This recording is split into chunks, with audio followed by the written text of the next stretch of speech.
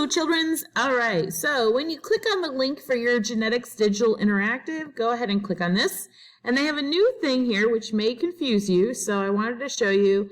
All you're going to do is up here at the top, hit open with Google Slides, if that comes up like that. And then once it opens in Google Slides, which does take a minute and is very annoying, but you get to look at these lovely colors on this little thing down here. Oh, it's so pretty. All right, once this does open, then we're going to do our regular download into Microsoft PowerPoint. So File, Download, Microsoft PowerPoint. It'll download here in the corner and then open that little guy up.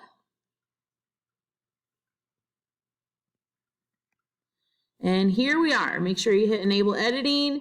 You're going to put your name on the first page. So I am Mrs. Elledge. All right, the regular old instructions. And so here we are, the basics. So in the basics, it says a section of DNA that determines a trait is that's a gene, okay? So are genes. Different forms of a gene, like brown or blue eyes, straight from lecture, is an allele. Different versions of the genes are alleles. An individual's blank is the actual genetic makeup for that gene. That is your genotype. So it actually has the word gene in it. Well, its blank is the physical trait. So physical is phenotype. Having the same allele for a trait makes an individual, well, I'm going to let you figure that out. Which one means the same, homozygous or heterozygous?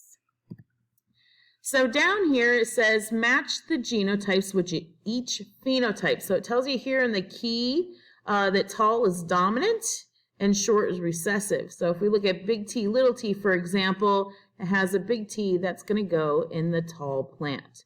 But there may be more than one way to be tall. All right, down here we're going to list 3 important things that Gregor Mendel did.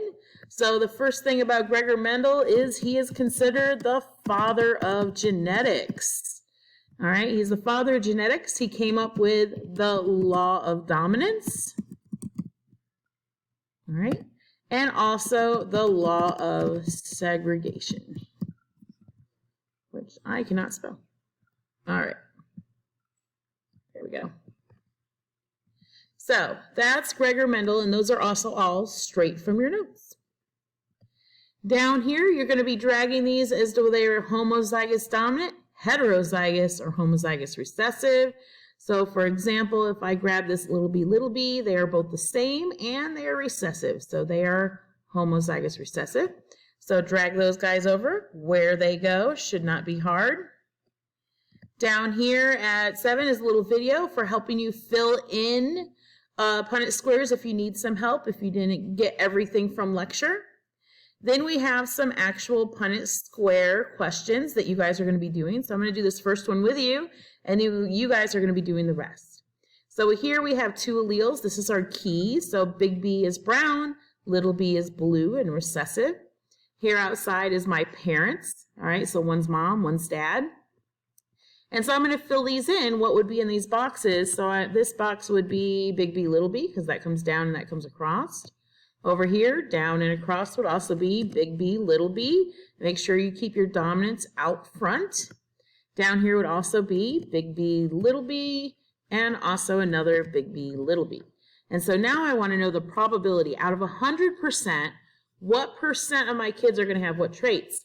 So what percent of my kids are going to have brown eyes? Well, they all have big Bs, which means they're all dominant. So that's going to be 100% of them are going to have brown eyes, which means blue is going to be a measly 0%. All right, so that's what you're going to be doing on slide 9, 10, 11, and 12 is filling in your Punnett squares. Make sure you use the letters that are available in your keys. All right, then we have a couple more little practice Punnett squares down here. This one, you have to actually figure out the parents. So I'm going to do this one with you, and then you'll have some other ones to do on slide 14 and slide 15. Okay, so looking at here, it says in guinea pigs, short hair is dominant to long hair, which is the opposite of what you would think, but short hair is way more common in guinea pigs. So complete the Punnett square when we have a heterozygous male. So remember, hetero is different. So if you're hetero, you have a big H and a little h. And we cross them with a long-haired female. Well, long-haired is recessive. So in order to show recessive, they must have 2 little h's. Then at this point, you're going to put your parents in. So this would be a big H that he would produce, or a little h, and she would have only 2 little h's. And then I'm going to let you guys fill that in and figure out your probability. All right, so down here, you're going to do some logic and try to figure out what's going on with these kids. Excuse me. All right, on 16, this is for your dihybrids. So you got to take these ones and tell me if they're going to look like this, this, or this. So use your key. So big R means they're going to be round, which these two are both round.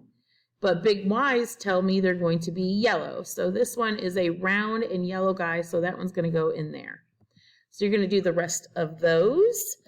Same kind of thing on this page as well. So you can see there's your key, and you're going to put them where they go. And then the last slide that you need to do for me this week is this one, where you're going to go through and look at this dihybrid cross and figure how many of each kind you have and put the number in here, and it tells you what they should look like below. Sorry. So that's all you guys are doing on your digital notebooks. Best of luck. Bye.